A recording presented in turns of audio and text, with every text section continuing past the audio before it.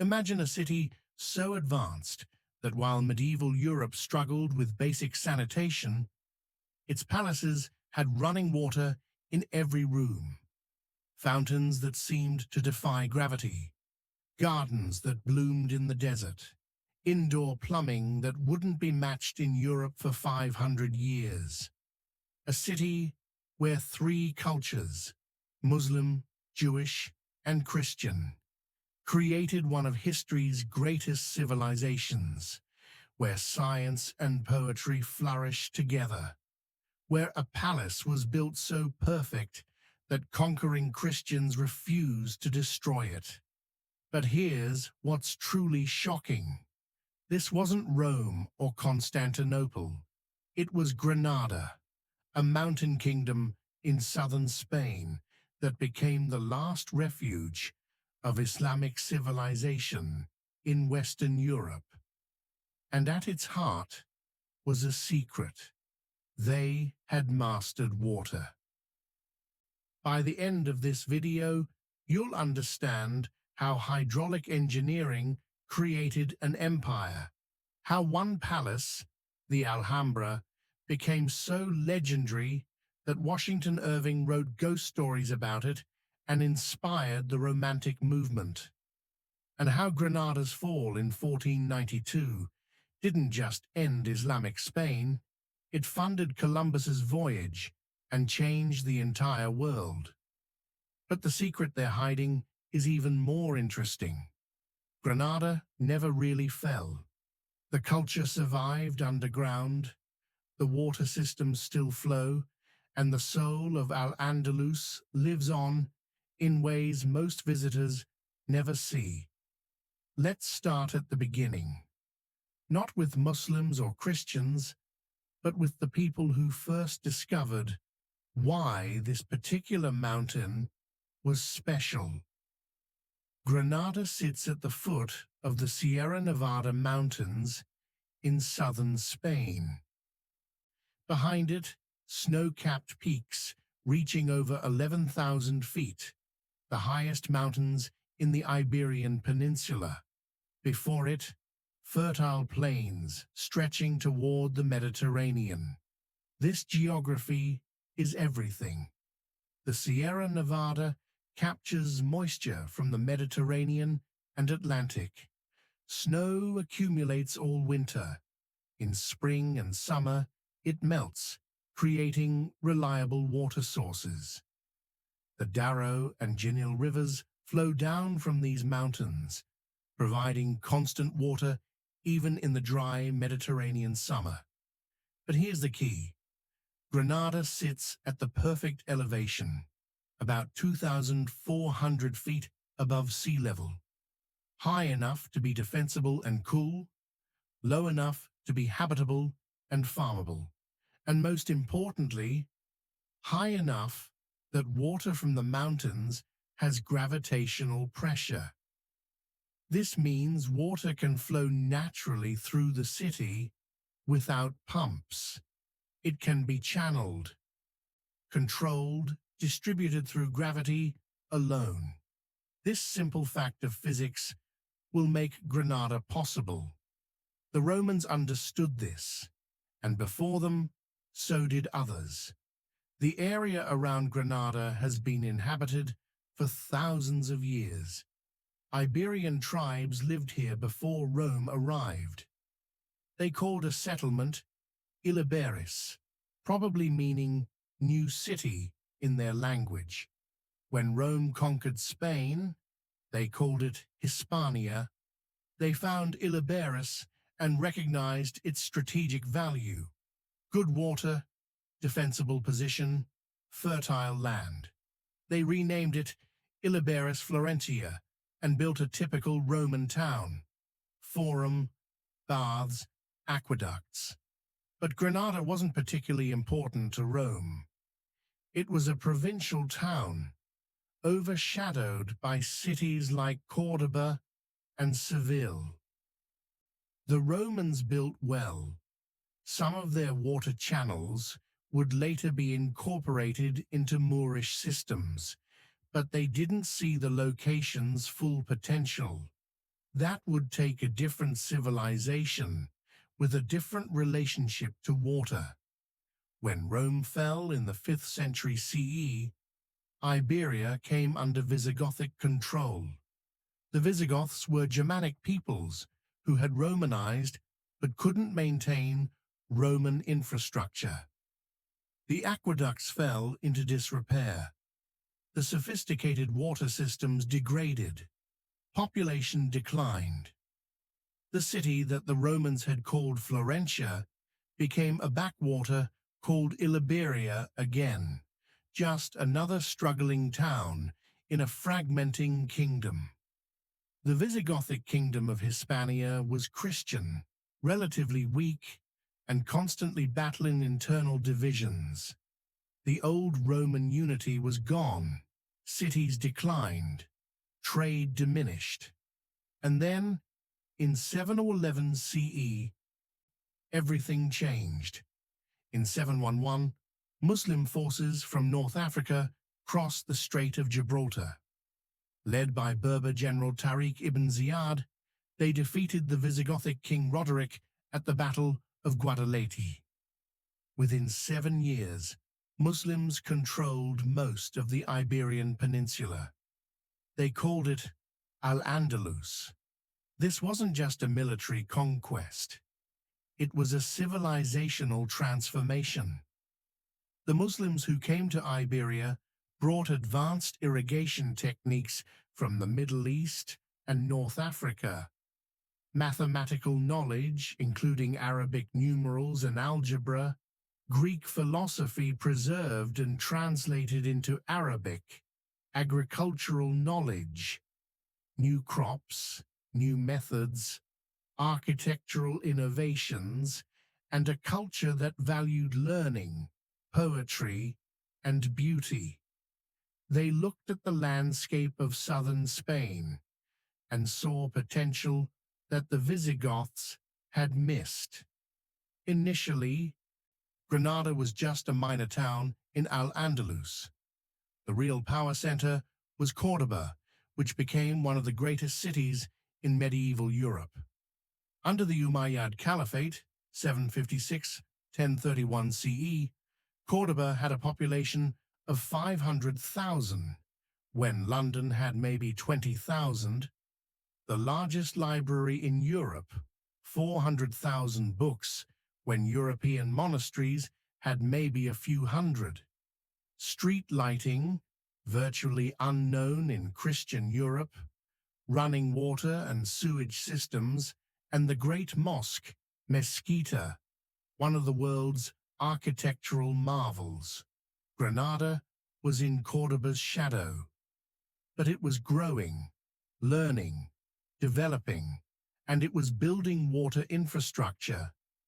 The early Islamic settlement actually consisted of 2 adjacent towns, Medina Elvira on the plain, the larger commercial center. This was built on the old Iberian Roman site, Granada al-Yahud, Granada of the Jews, on the hill. Smaller, more defensible. A significant Jewish community lived here, and the name might come from the Hebrew Garanat, hill of caves, or possibly from pomegranate, Granada in Spanish.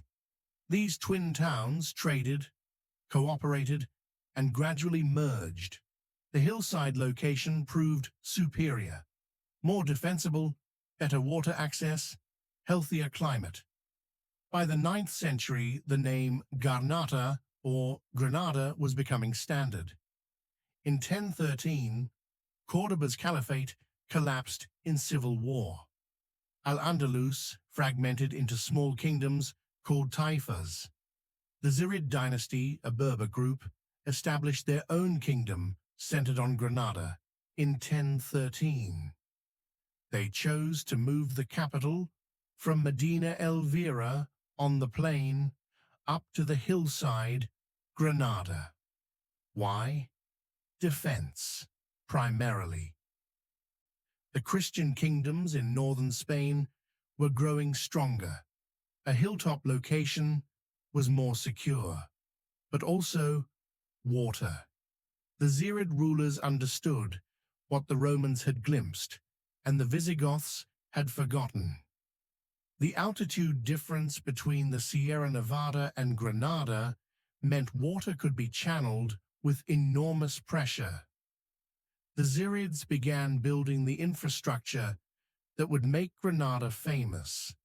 Acequias, irrigation channels, aljebes, cisterns, and the earliest version of what would become the Alhambra's water system. Let's pause and talk about why Islamic civilization was so good with water, because this is crucial to understanding Granada. In the Middle East and North Africa, water is life. Islamic civilization developed in arid regions where water management meant survival. They inherited and improved techniques from Mesopotamia, Persia, and Rome. Key innovations: qanats, underground channels that tap into aquifers and bring water over long distances without evaporation. Invented in Persia, perfected across the Islamic world. Nurayas, water wheels that lift water from rivers to higher elevations using animal power or water flow itself. Shadaf and Sakia, lever and bucket systems for irrigation. Mathematical hydraulics, Muslim engineers calculated pressure, flow rates, distribution, applying mathematics to practical water management. Garden design, the Islamic paradise garden, Chahar Bagh, with 4 water channels representing the 4 rivers of paradise, became a standard architectural feature. When Muslims came to Granada, they brought this 1,000-year accumulation of hydraulic knowledge. And Granada's geography was perfect for applying it. The most important infrastructure project in Granada's history might be the Acequia del Rey or Acequia Real, the Royal Channel. Built in the 11th century, probably under the Zirids, this channel tapped into the Darro River high in the Sierra Nevada and channeled water along the hillside, following the contour to maintain gravitational pressure. The brilliance: by keeping the channel at a high elevation, water could then be distributed downward to anywhere in the city. Every home, every fountain, every garden could have flowing water simply by tapping into the channel and letting gravity do the work. The Acequia Real is still functioning today, over 900 years later. Modern Granada still uses this medieval infrastructure. This wasn't just practical, it was transformative. Access to abundant water meant lush gardens in a semi-arid climate, public baths, hammams throughout the city, fountains as public art, sanitation far beyond European norms, and industry, mills, workshops requiring water. Granada was becoming a water city, and its rulers were about to build something unprecedented. By the 13th century, Christian kingdoms were reconquering Al-Andalus, a process called the Reconquista. In 1236, Córdoba fell to Castile. In 1248, Seville fell. The great cities of Islamic Spain were becoming Christian. Muslim kingdoms were being absorbed one by one. Only small Muslim principalities remained, and they were paying tribute, pariahs, to Christian kings to survive. One of these was Granada. In 1238, Muhammad ibn Yusuf ibn Nasr, later known as Muhammad the F, seized power in Granada. He founded the Nasrid dynasty that would rule Granada until 1492. Muhammad the Wine was pragmatic and realistic. He knew Granada couldn't defeat the Christian kingdoms militarily, so he made a deal. He would pay tribute to Castile, acknowledge Christian overlordship, and even provide military support when required. In exchange, Granada would maintain internal autonomy and Islamic law. It was submission, but it was survival, and it gave Granada something priceless: time. For the next 250 years, while the rest of Al-Andalus disappeared, Granada endured as the last Muslim kingdom in Western Europe, and in that time, it created a final flowering of Islamic civilization, a last brilliant sunset. Muhammad the Firm chose the hill called Sabika, the Red Hill, Al-Qala al-Hamra, the Red Fortress, as the site for a palace complex. The location was perfect. It overlooked the city, but was separate from it. It was defensible with steep cliffs on multiple sides. It was high enough for gravity-fed water from the Acequia Real. It had existing fortifications from earlier periods. But what the Nasrids built over the next 250 years transcended mere fortification. They created the Alhambra, one of the world's architectural masterpieces. The Alhambra is not one building. It's a palace city containing royal palaces, the Nasrid palaces, a fortress, the Alcazaba, a summer palace, the Generalife, mosques, baths, workshops, homes and gardens and water features throughout. And every part of it is designed around water. Here's how the Alhambra's water system worked. The Acequia Real channels water from the Darro River several miles away, maintaining elevation through careful grading. When it reaches the Alhambra, it's at a higher elevation than the palace. Water flows into distribution tanks, aljibs, positioned at the highest points. From there, gravity feeds water throughout the complex, through ceramic pipes and channels. But here's the remarkable part. The water isn't just functional, it's theatrical. In the Court of the Lions, 12 lion sculptures spout water in perfect synchronization. The water flows through channels in the floor, dividing the courtyard into quarters, the Shaharbag Paradise Garden. In the Court of the Myrtles, a long reflecting pool mirrors the towers and sky, creating an illusion of infinite space. Throughout the palace, water murmurs constantly, in fountains, channels, pools. The sound is everywhere, creating acoustic beauty. The engineering required to make water flow upward into fountains using pressurized pipes and elevation differences to synchronize the lion fountains, to maintain constant flow. This was cutting-edge hydraulic technology, and it worked without pumps, without machinery, just gravity, pressure, and brilliant calculation. Let me describe walking through the Nasrid palaces, because you need to understand how water and architecture work together. You enter through the Mekshua, a reception area with a small fountain. Already you hear water.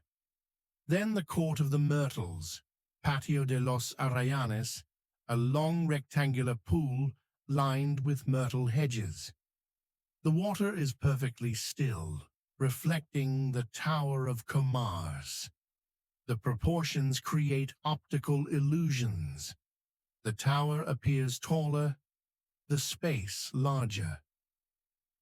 The Hall of the Ambassadors, inside the tower, is where the Sultan received visitors. The walls are covered in intricate geometric patterns and Arabic calligraphy. The ceiling is a wooden dome representing the seven heavens of Islamic cosmology. Then the Court of the Lions, the heart of the palace. 12 marble lions support a central fountain, possibly representing the 12 tribes of Israel or the 12 signs of the zodiac. Granada's culture was syncretic. 4 channels flow outward, representing the 4 rivers of paradise. The columns surrounding the courtyard create a peristyle that seems to have no walls. Inside and outside merge. The hall of the Abencerrages has a star-shaped dome with muqarnas, stalactite-like decorations that create a honeycomb effect. Below, a fountain. The Hall of the Two Sisters has the most elaborate muqarnas dome, thousands of tiny pieces creating a geometric heaven. And below, of course, a fountain. Every room, every courtyard, water. The entire palace is designed as a paradise made real through hydraulic engineering and artistic genius. Adjacent to the Alhambra is the Generalife, the Sultan's summer palace and gardens. Generalife probably comes from the Arabic Jannat al-Arif, the garden of the architect, or garden of paradise. If the Alhambra is impressive, the Generalife is pure joy. It's all gardens, courtyards, fountains, and water staircases where water flows down the handrails. The Patio de la Acequia, Court of the Water Channel, has a long channel with arcing jets of water crossing overhead. Walking through is like walking through liquid architecture. The water gardens here demonstrate the full range of Islamic hydraulic art, still reflecting pools for contemplation, flowing channels for coolness and sound, fountain jets for movement and play, and irrigation channels feeding lush plantings. Remember, this is southern Spain. The climate is Mediterranean, hot, dry summers. Without the water system, none of these gardens could exist. The Nasrids were creating an artificial paradise through engineering. Granada under the Nasrids was small, maybe 60,000, 70,000 people at its peak. But it was incredibly sophisticated. 3 cultures. Granada had significant Muslim, Jewish, and Christian populations living in relative tolerance. Jews held administrative positions. Christians, Mozarabs, maintained their religion under Muslim rule. Cultural exchange was constant. Learning. Granada had madrasas, Islamic schools, libraries, and scholars. Mathematics, astronomy, medicine, philosophy was studied and advanced. Poetry. The Nasrid court was a center of Arabic poetry. Inscriptions throughout the Alhambra are poems. The walls themselves speak poetry about water, light, beauty, and God. Crafts. Granada developed distinctive arts, mudijar carpentry, ceramic tile work, azulejos, stucco work, textiles, metalwork. Trade. Despite being a small kingdom paying tribute, Granada traded with North Africa, Italy, and the wider Mediterranean. Silk production was particularly important. Music. Andalusian classical music developed here. It still survives in North African traditions and influenced flamenco. Granada was living on borrowed time, but it was creating beauty while it lasted. The Nasrids stayed independent through a careful balancing act. They paid heavy tribute, pariahs, to Castile, gold that drained the kingdom's wealth. They provided military support when Castile demanded it, sometimes fighting against other Muslims. They played Christian kingdoms against each other, supporting Castile when convenient, Aragon when necessary. They maintained diplomatic relations with North Africa. The Marinid dynasty in Morocco sometimes provided support, though never enough to truly threaten Christian power. It was a delicate game, and the Nasrids played it brilliantly for 250 years. But it couldn't last forever. By the 15th century, the Nasrid dynasty was weakening through internal conflicts, succession disputes. Brothers, uncles, cousins fought for the throne. Assassinations, coups, and civil wars were common. Competing factions. Some Nasrids favored aggressive resistance against Christians. Others advocated submission and survival. These factions violently opposed each other. Economic strain, tribute payments, reduced territory, Granada lost peripheral lands over the centuries, and constant military expenses weakened the kingdom economically. Isolation. Granada was the last Muslim state in Western Europe, isolated from the Islamic world. North African support was sporadic and insufficient. The kingdom was fracturing from within, even as external pressure increased. In 1469, Isabella of Castile married Ferdinand of Aragon.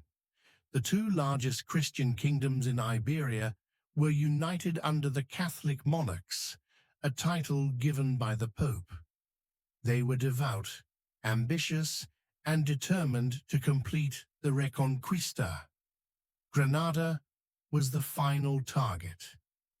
In 1481, the Granada War began. It would last 11 years. Ferdinand and Isabella didn't just attack Granada city. They systematically conquered the entire kingdom, town by town, fortress by fortress. They used superior artillery. Cannons could break medieval fortifications, economic blockade, cutting off trade and supplies, diplomacy, supporting Nasrid factions against each other, and attrition. The Christians could afford a long war. Granada couldn't. One by one, Granada's towns fell. Alhama, Ronda, Malaga, Baza. The kingdom shrank toward the capital. Granada city was well fortified and well supplied, but it was surrounded, isolated, and running out of options. Inside the city, the situation was desperate. Food was scarce. Morale was low. Different factions blamed each other. The last sultan was Muhammad XV, known to the Spanish as Boabdil. He was young, inexperienced, and caught between impossible choices. By late 1491, the situation was hopeless. Ferdinand and Isabella's armies surrounded Granada. No help was coming from North Africa. The city couldn't hold out much longer. Boabdil negotiated surrender. The Treaty of Granada, November 1491, was remarkably generous, at least on paper. Muslims could keep their religion, property, laws, and customs. No forced conversions. Freedom to trade and travel. Those who wished could emigrate to North Africa. Fair treatment of captives and prisoners. In exchange, Granada would surrender peacefully, and Boabdil would leave Spain. On January 2, 1492, Granada formally surrendered. Boabdil handed over the keys to the Alhambra to Ferdinand and Isabella. Islamic rule in Iberia, which had lasted 781 years, was over. There's a famous legend about Granada's fall.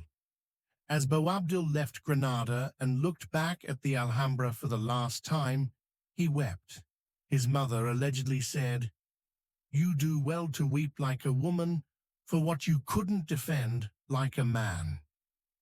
The mountain pass where this supposedly happened is called El Suspiro del Moro, the Moor's Sigh. It's probably not historically accurate.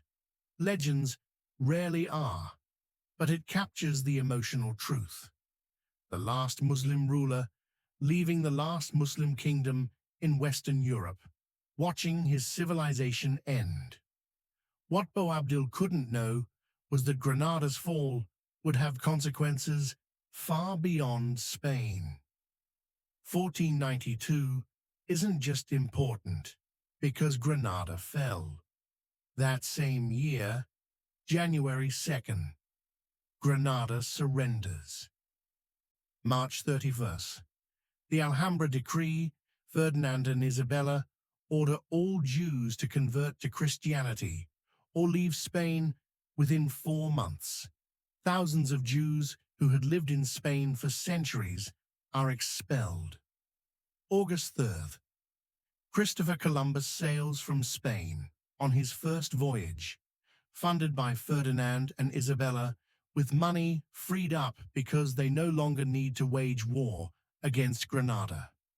October 12th, Columbus reaches the Americas. The conquest of Granada directly enabled Columbus's voyage. The end of Islamic Spain coincided with the beginning of European colonialism in the Americas. One world was ending, another was beginning. Remember those generous terms in the Treaty of Granada? They didn't last long. Initially, the Catholic monarchs kept their word. Muslims could practice their religion, maintain their customs, keep their property. There was even a mosque allowed to continue operating. But by 1499, Cardinal Cisneros arrived in Granada as archbishop. He was a zealous reformer with no patience for tolerance. Cisneros began forced conversions. Muslims were pressured, intimidated, and coerced into baptism. Islamic books were burned. Thousands of Arabic manuscripts destroyed. Mosques were seized and converted to churches. In 1499, Muslims in Granada's Albaicin neighborhood rebelled. The rebellion was crushed, and it gave the Christian authorities the excuse they needed. In 1502, Muslims in Castile were given a choice: convert to Christianity or leave. Most nominally converted, becoming Moriscos, Christian converts of Muslim origin. But the Moriscos were never fully accepted. They were suspected of secretly practicing Islam. They were monitored, restricted, and discriminated against. Here's the remarkable thing. Despite conversion, despite persecution, despite efforts to erase them, Morisco culture survived for generations.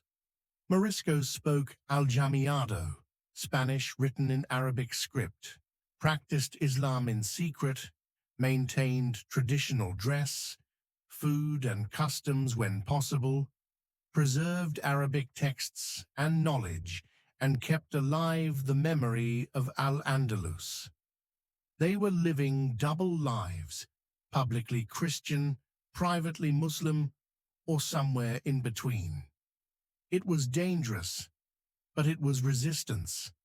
Granada's Albaicin neighborhood remained largely Morisco. The narrow streets, whitewashed houses, and secret courtyards allowed communities to maintain traditions away from official eyes. For over a century, Moriscos lived in this liminal state, but Spanish authorities never trusted them. In 1609, King Philip III ordered the expulsion of all Moriscos from Spain. Over the next 5 years, approximately 300,000 Moriscos were forced to leave, the descendants of people who had lived in Iberia for centuries. They went to North Africa, especially Morocco, Algeria, Tunisia, to the Ottoman Empire, scattered across the Mediterranean. They carried their culture, their Spanish-Arabic dialect, their memories of Al-Andalus. In Morocco and Tunisia today, you can still find communities who trace their ancestry to Andalusian exiles.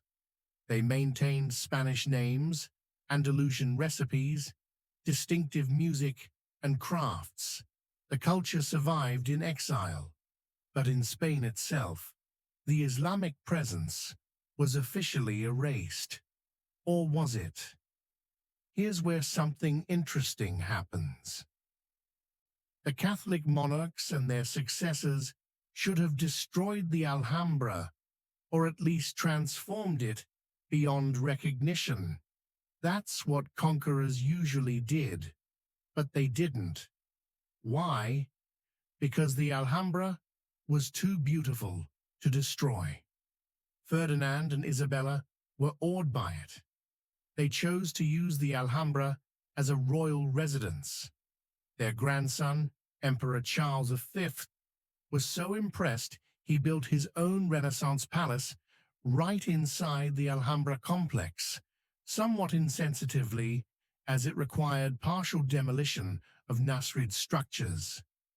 Successive Spanish rulers maintained the Alhambra, though they modified it, added to it, sometimes damaged it. But the core Nasrid palaces survived. The water systems continued functioning. Christian rulers appreciated running water and fountains as much as Muslim ones had.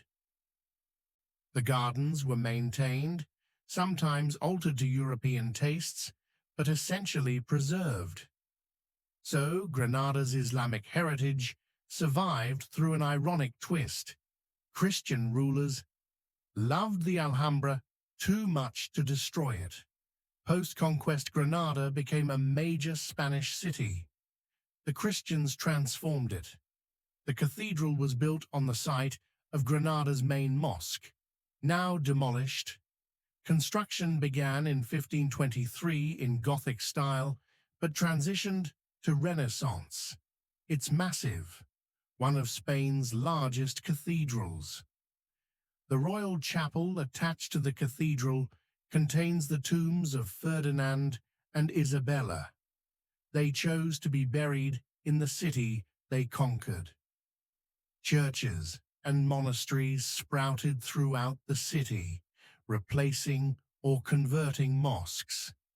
The University of Granada was founded in 1531, becoming a major center of learning.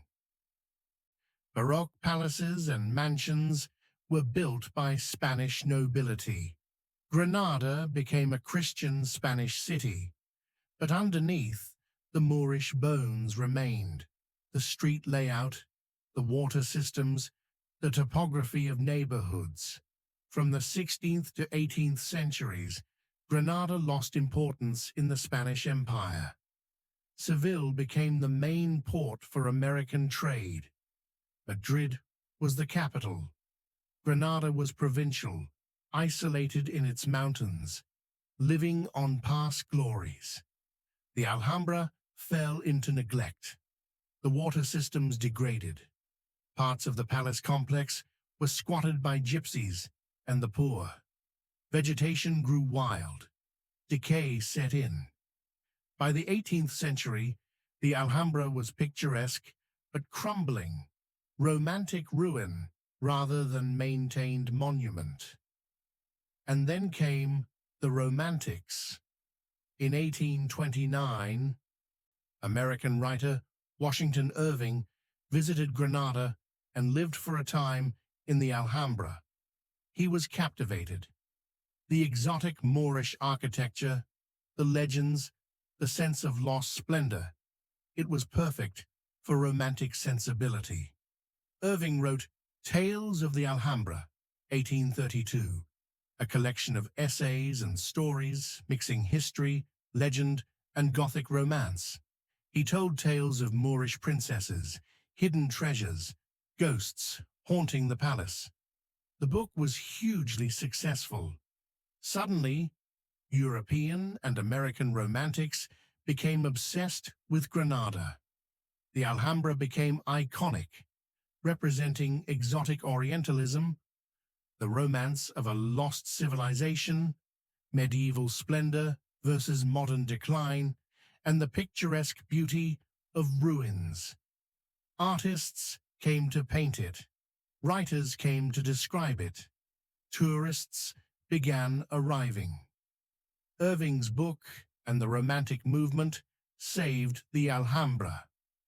Spanish authorities realized they had a world treasure that was falling apart. Restoration efforts began, though early attempts were often clumsy. Victorian-era restorers didn't always understand or respect the Islamic architecture. They sometimes improved it with European sensibilities. But the Alhambra was being preserved, studied, and appreciated. Scholars began researching Islamic Spain seriously. The water systems were repaired and restored to functionality. Tourism grew. Granada became a stop on the Grand Tour. The Alhambra was recognized as a world-class monument. By the late 19th century, Granada's Moorish heritage was no longer something to erase, but something to celebrate, or at least commodify. The Spanish Civil War, 1936 to 1939, devastated Spain. Granada suffered terribly. Republican and nationalist forces fought for control. The poet Federico Garcia Lorca was executed by nationalists near Granada in 1936, but the Alhambra survived the war relatively intact. Both sides recognized its value. Post-war, under Franco's dictatorship, 1939-1975, Granada was economically depressed, but cultural preservation continued. In 1984, the Alhambra and Generalife were designated a UNESCO World Heritage Site, official recognition of their world significance. Since Spain's transition to democracy after Franco's death, there's been increasing recognition of Spain's Islamic heritage. This is still somewhat controversial. Spanish national identity has traditionally emphasized Catholic, European Spain and downplayed or excluded the Islamic period. But Granada has embraced its Moorish past, at least for tourism and cultural purposes. The Alhambra is Spain's most visited monument. Islamic architecture is preserved and studied. Academic research into Al-Andalus has flourished. Cultural festivals celebrate Moorish heritage. Some former Moriscos have returned or visited, reconnecting with their ancestral homeland. Here's something remarkable. Granada's medieval water systems are still functioning. The Acequia Real, built in the 11th century, still brings water from the Sierra Nevada. The Alhambra's fountains still flow through Nasrid-era channels and pipes. The Albaycin neighborhood still has medieval cisterns and water infrastructure. Modern Granada has modern plumbing, of course, but the old systems remain functional, a testament to medieval engineering that has worked for over 900 years. You can visit Granada today, watch water flow through the Court of the Lions, hear it murmur in the channels, and know you're experiencing exactly what Nasrid Sultans experienced 700 years ago. The water that obsessed them, that they mastered so completely, still flows. While tourists flock to the Alhambra, the real secret of Granada's Moorish survival is the Albaycin. The Albaycin is Granada's ancient Muslim quarter, sprawling across the hill opposite the Alhambra. It's a maze of narrow, winding streets, whitewashed houses with hidden courtyards and stunning views of the Alhambra. This is where the ordinary people of Muslim Granada lived. After the conquest, it became the Morisco neighborhood. Even after the expulsions, the physical layout survived intact. Walking through the Albaycin today is like walking through a medieval Islamic city. Narrow streets designed to provide shade and channel breezes. Houses turned inward, around courtyards, protecting privacy, a central Islamic architectural value. Aljibays, cisterns on street corners. Acequias still visible in some places. Churches that were clearly once mosques. You can see the architectural bones. Street names in Arabic origin. The Albaycin was declared a UNESCO World Heritage Site in 1994, recognizing it as one of Europe's best preserved medieval Islamic neighborhoods. Adjacent to the Albaycin is Sacramonte, the sacred mountain, famous for its cave dwellings carved into the hillside. After the conquest, this area became home to Roma, gypsies, who had migrated to Spain. They created homes in the caves, which offered shelter and a degree of independence. The Roma absorbed elements of Morisco culture. Remember, both groups were marginalized minorities, and they created something new: flamenco. Flamenco's origins are complex and debated, but there's general agreement it emerged from a synthesis of Andalusian music with Moorish roots, Gitano, Roma, musical traditions, Jewish influences, and later other Spanish and global influences. The result is passionate, improvisational, emotionally intense music and dance that's now recognized as distinctively Spanish, but carries echoes of Al-Andalus. Sacramonte became Granada's flamenco heartland. Zambras, flamenco cave performances, continue today, attracting tourists seeking authentic Andalusian culture. A distinctive Granada house type is the Carmen, a villa with a walled garden, usually on a hillside with views. The name comes from the Arabic Karm, vineyard, but the concept is the Islamic courtyard house adapted for the hillside terrain. Karmenis preserve the Islamic architectural principle of privacy, high walls, inward-focused design, while incorporating Spanish elements. Famous residents lived in Carmens, including poet Garcia Lorca. They represent Granada's hybrid culture, superficially Spanish, fundamentally Moorish in conception. Islamic culture had extensive bath culture. Hammams, public baths, were social centers where people gathered, socialized, and conducted business while bathing. After the conquest, most hammams were destroyed or converted. Bathing culture declined. Christian authorities saw public baths as morally suspect and potentially Islamic.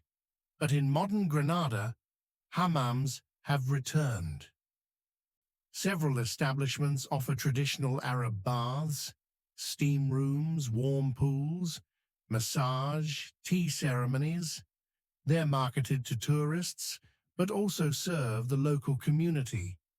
This represents a broader trend, Granada reclaiming its Islamic heritage, bringing back cultural practices that were suppressed for centuries.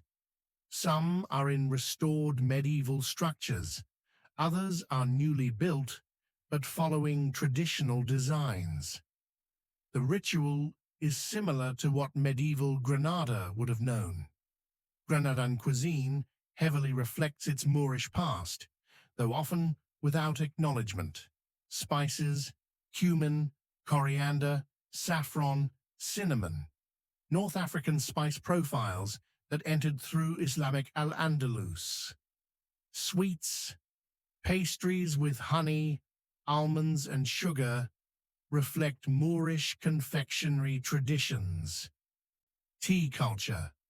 Granada has a vibrant tea culture unusual in Spain. Dozens of teterias, tea houses, serving Moroccan-style mint tea, especially in the Albaicin. This is a modern revival of Islamic tea culture. Fried fish and vegetables, fried eggplant with honey, is pure Moorish cuisine. Rice dishes, paella, and similar rice dishes have roots in Moorish cooking. Rice cultivation was introduced to Spain by the Muslims. Even the word asiti, olive oil, comes from Arabic al-zait. The agricultural revolution that made Andalusia productive was Islamic. Granada contains numerous gardens that demonstrate Islamic hydraulic principles. The Generalife Gardens, still maintained using original water systems. The channels, fountains, and irrigation all function as designed 700 years ago. Carmen de los Martires, a 19th-century garden that consciously mimics Moorish styles. Terraces, water features, enclosed spaces.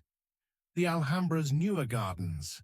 Some sections were added or modified by Spanish rulers, but following Islamic principles because they worked beautifully. These gardens aren't just pretty. They're functional demonstrations of gravity-fed water distribution. Evaporative cooling. Water features cool the air. Acoustic design. Flowing water creates ambient sound. Microclimate creation. Vegetation plus water, moderate temperature, and aesthetic integration of engineering and art.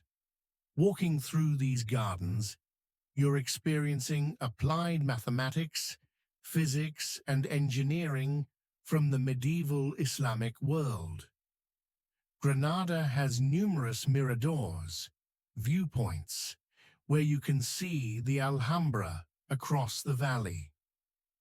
The most famous is Mirador de San Nicolás in the Albaicin.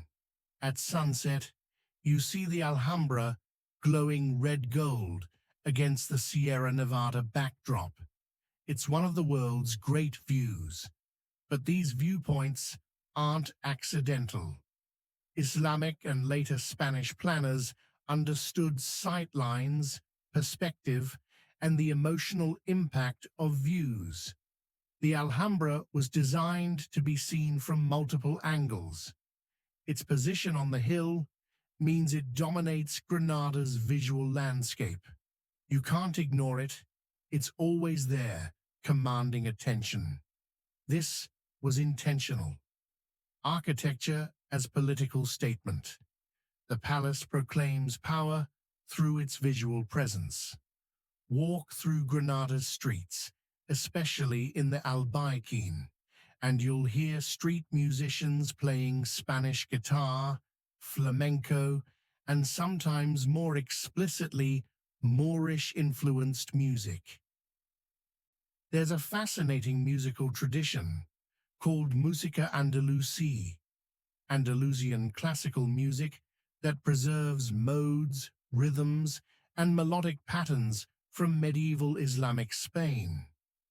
This music was carried to North Africa by expelled Moriscos and preserved there. In recent decades, it's been brought back to Spain by North African and Spanish musicians reconnecting with this shared heritage. Some concerts in Granada specifically feature Andalusian classical music, creating a living link to the medieval past. Spanish absorbed thousands of Arabic words during the Islamic period, more than from any language except Latin. In Granada, this is especially evident in place names and technical terms. Al, prefix, Alhambra, the red one, Albaicin, neighborhood name, Alcazaba, fortress, Alcazar, palace, Aljibi, cistern, Alfos, outskirts. Water terms, acequia, irrigation channel, noria, water wheel, alberca, pool. Architecture, azulejo, decorative tile, zocalo, baseboard, adobe, mud brick, alcoba, bedroom and alcove. Other daily words, almohada, pillow, alfombra, carpet, azuca, sugar, limon, lemon, naranja, orange, zanahoria, carrot. Speaking Spanish in Granada means speaking Arabic words every day, often without realizing it. Granada has an extensive network of caves, both natural and excavated. Some are open to tourists, but many are private or abandoned.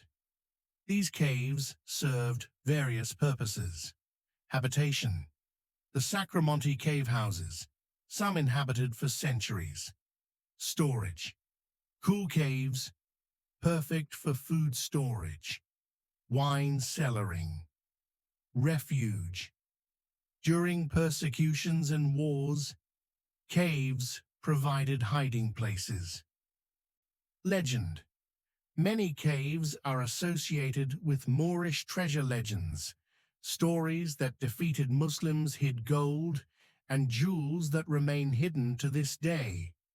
Archaeologists occasionally discover hidden chambers, artifacts, and architectural features in Granada's caves, suggesting more remains unknown beneath the city. Granada had a significant Jewish population before 1492. Many converted to Christianity, becoming conversos, to avoid expulsion. Converso families integrated into Christian Spanish society, but often maintained secret Jewish practices for generations, similar to the Moriscos. Granada has a tiny Jewish community today. Spain's Jewish population was destroyed by expulsion and the Inquisition, but there's renewed interest in recovering this heritage. The medieval Jewish quarter, now part of the Realejo neighborhood. The site of the synagogue, now a church. Converso family histories, Sephardic cultural connections. Like the Islamic heritage, the Jewish heritage was suppressed, but never entirely erased. Modern Granada is heavily dependent on tourism. The Alhambra attracts over 2.7 million visitors annually, one of Spain's most visited sites. This brings economic benefits, but also challenges. Overcrowding. The Alhambra limits daily visitors to protect the site, but Granada itself gets overwhelmed during peak seasons. Commodification. Moorish culture becomes marketed, packaged, sometimes distorted for tourist consumption. Gentrification. The Albaicin has seen property values soar as foreign buyers and developers transform houses into tourist rentals, displacing local residents. Identity questions. Is Granada Spanish? Andalusian, Moorish. How does a city present multiple cultural identities authentically? These aren't easy questions, and Granada wrestles with them constantly. Granada has a major university, Universidad de Granada, with over 60,000 students. This makes it a young, vibrant city despite its ancient history. The student population creates a lively tapas culture. Granada is famous for free tapas with drinks, political activism and progressive culture, artistic and musical scenes, and international connections. Many exchange students. This youth energy contrasts with the historical weight. Medieval Islamic city meets 21st century university town. Remember how Granada's success was built on water mastery? That's now a challenge. Climate change is affecting the Sierra Nevada. Snowpack is declining. Summers are hotter and drier. Water availability is decreasing. Meanwhile, demand increases. Growing population, tourism, agriculture all need water. Granada faces a future where its defining resource might become scarce. The medieval water systems are efficient, but they depend on reliable mountain water sources. This is causing tensions between agricultural versus urban water use, tourism's water demands versus local needs, traditional water rights versus modern allocation, and climate adaptation strategies. The city that mastered water must now master water conservation. There's been a significant movement to recover and celebrate Granada's Islamic heritage. Academic research. The School of Arabic Studies in Granada is a major center for Islamic and Al-Andalus research. Cultural programs, festivals, concerts, exhibitions celebrating Moorish culture.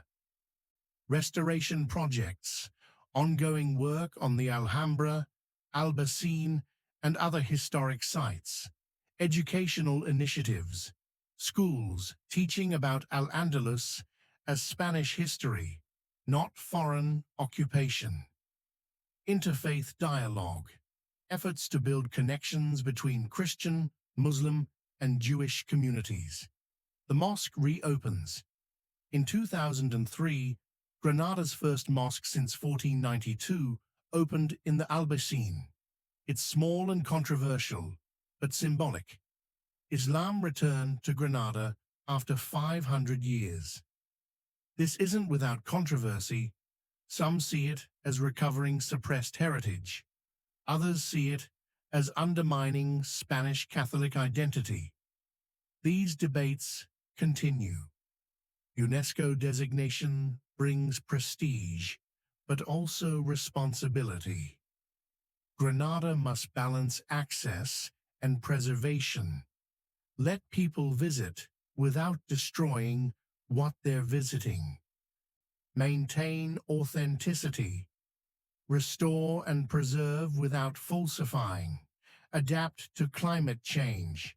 Protect water-dependent features as water becomes scarcer. Manage urban development. Granada is a living city that needs to grow while preserving its historic core and address social issues. Tourism-driven gentrification threatens to hollow out historic neighborhoods. Granada is finding that preserving the past while living in the present requires constant negotiation. No discussion of modern Granada is complete without mentioning Federico Garcia Lorca, 1898-1936, Spain's greatest 20th century poet. Lorca was born near Granada and deeply connected to the city. His work drew on flamenco and Gitano culture, Andalusian landscapes, the Duende, untranslatable Spanish concept, intense emotional authenticity, and Moorish and Spanish cultural hybridity. His execution by nationalists in 1936, at the start of the Civil War, shocked the world. He was killed for being Republican, gay, and culturally progressive. His former home, Huerta de San Vicente, is now a museum. His legacy is everywhere in Granada, proof that the city's cultural creativity didn't end with the Nasrids. Granada's flamenco scene continues evolving. It's not museum culture. It's alive, changing, incorporating new influences. Traditional zambras still perform in Sacromonte caves, but Granada also has contemporary flamenco, fusing traditional and modern elements. International flamenco festivals attracting performers worldwide, young artists experimenting with flamenco's boundaries, and academic flamenco study and preservation. Flamenco proves that Granada's cultural synthesis, Moorish, Gitano, Spanish, continues generating creativity. The Patronato de la Alhambra y Generalife, Alhambra and Generalife Trust manages these monuments with a difficult mandate. Conservation, preserve 700-year-old structures against time, weather, pollution, visitor wear. Research, continuously study the palaces to better understand and preserve them. Access, allow millions to visit without destroying what they're seeing. Education, help visitors understand what they're experiencing.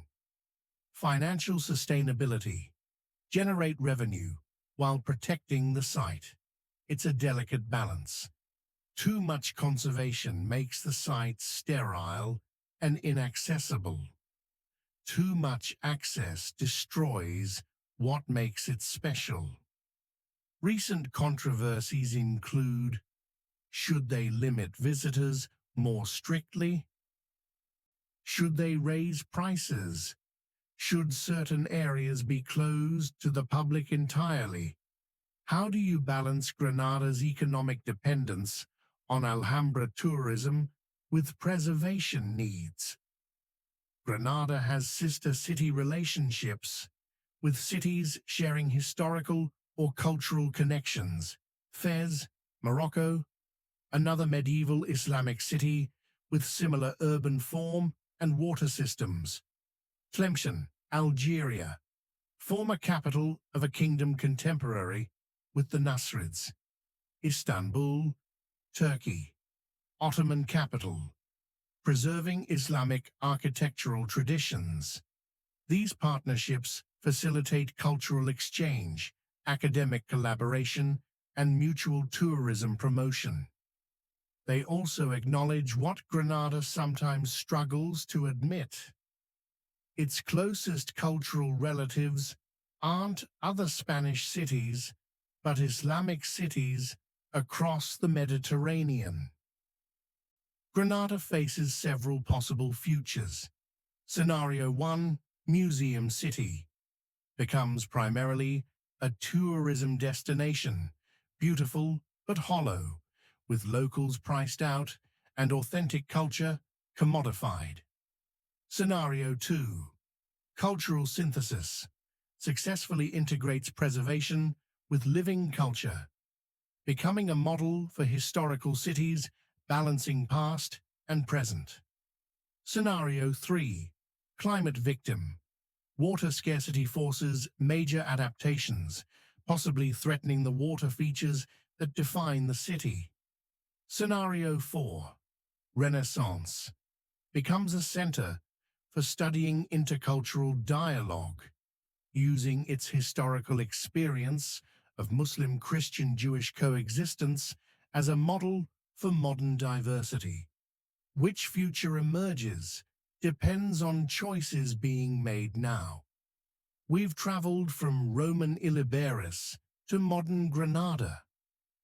From the Zirids building water channels to tourists photographing the Alhambra, from the Nasrid sultans creating paradise gardens to climate scientists worrying about Sierra Nevada snowpack.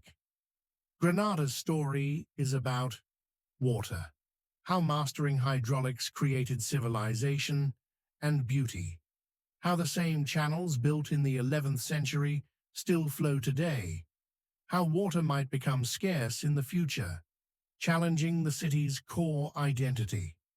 Three cultures: how Muslim, Jewish, and Christian communities created one of history's great civilizations through exchange and synthesis.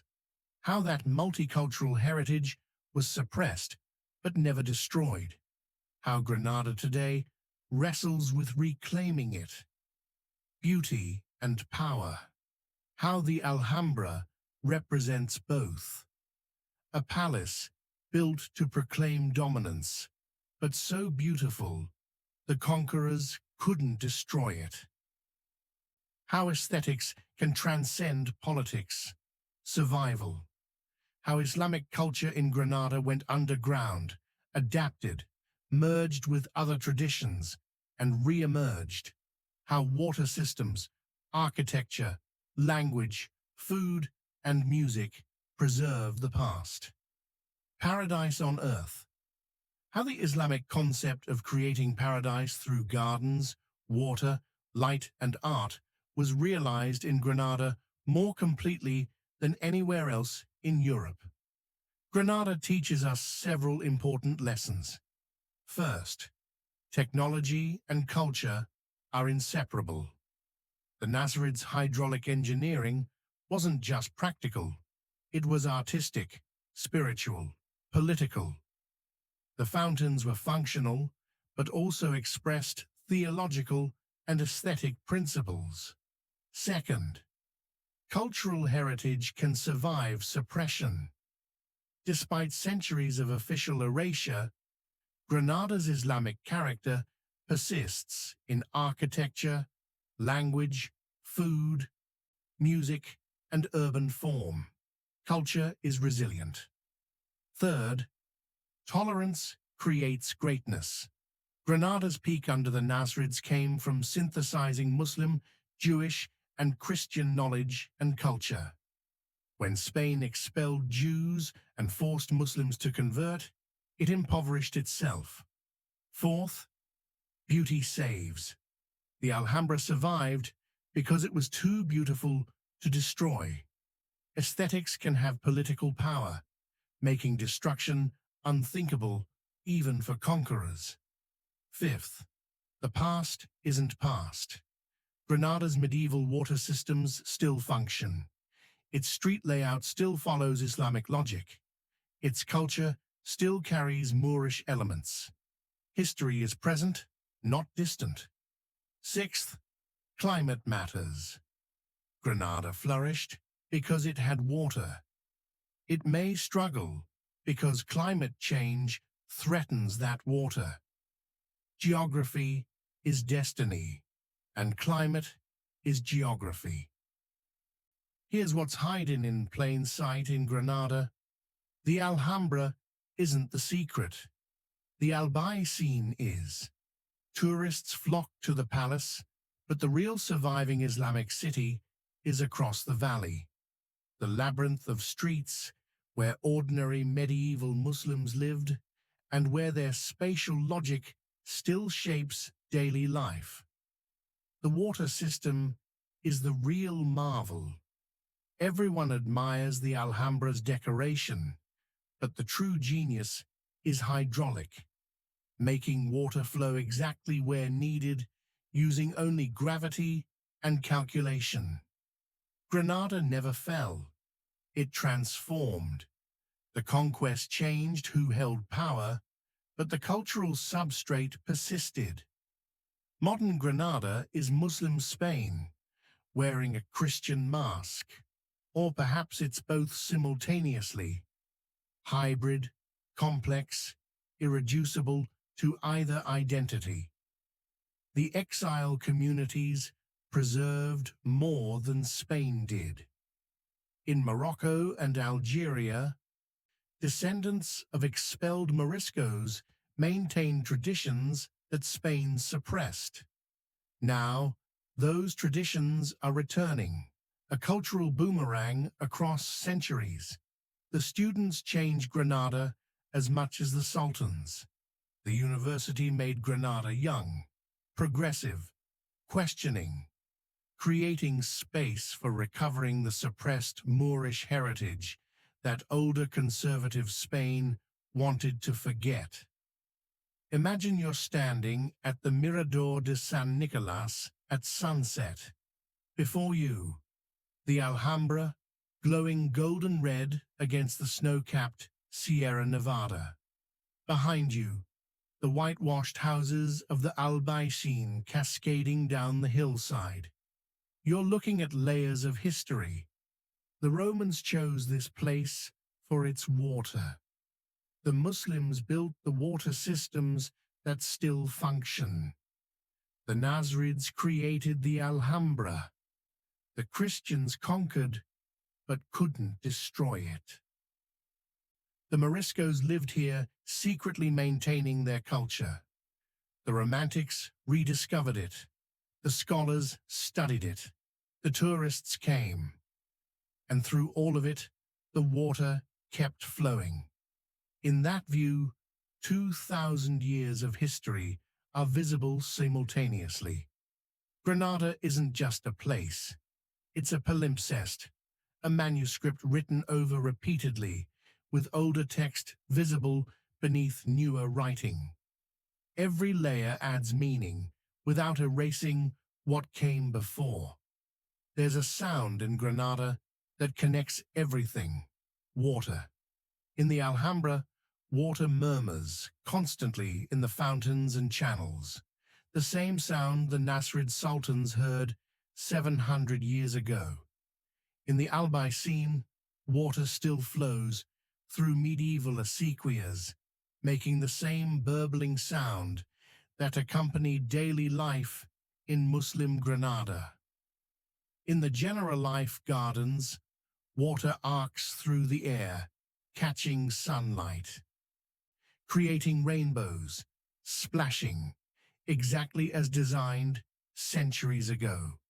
That sound is continuous. It's the one thing that hasn't changed. The politics changed, the religion changed, the language changed, but the water still flows with the same murmuring voice. If Granada has a soul, it speaks in the language of water. Granada mastered water, but water also mastered Granada, shaped it, defined it, limited it, enabled it. The city is what it is, because water could flow downward from the mountains.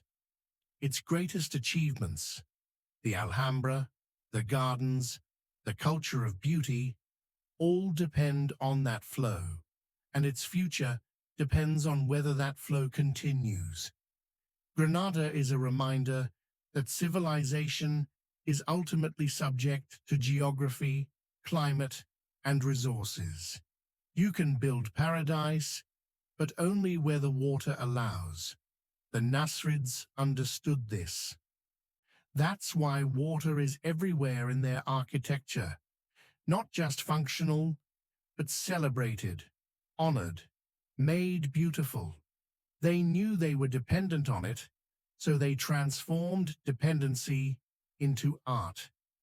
We've spent 90 minutes traveling through 2,000 years of history, but we've really been talking about one thing the entire time: what humans can create when they master the relationship between culture and nature, art and engineering, beauty and utility. Granada is that relationship made visible in stone, water, and light. It's still there. The Alhambra still stands. The water still flows. The secrets are hidden in plain sight, waiting for anyone who wants to see past the postcard images to the deeper reality. Granada, the city that mastered water, created paradise, survived conquest, kept its secrets, and continues flowing. We've journeyed from Roman Iliberis to modern Granada, from simple aqueducts to the hydraulic marvels of the Alhambra, from three cultures coexisting to one culture suppressing the others, to all three returning in new forms. Granada shows us that great cities are built on both practical engineering and poetic vision. That beauty can be a form of resistance, that suppressed cultures find ways to survive. That water isn't just a resource, it's the medium through which civilization expresses itself. The next time you see a photograph of the Alhambra, remember, what you're seeing isn't just a pretty palace. It's the culmination of 1,000 years of hydraulic knowledge. It's a theological statement about paradise made physical. It's a political declaration of power. It's a work of art that saved itself by being too beautiful to destroy. And it's still there, water still flowing, gardens still blooming, fountains still murmuring their secrets. Granada mastered water, and in doing so, it created something eternal. Thanks for joining me on this journey through the city that made paradise real. If you ever visit Granada, don't just see the Alhambra. Walk the Albaicin, listen to the water, look for the Arabic in the street names, taste the Moorish flavors, feel the layers of history beneath your feet. Because Granada isn't just history, it's a living demonstration that cultures can't be destroyed, only transformed. And transformation, like water, always finds a way to flow.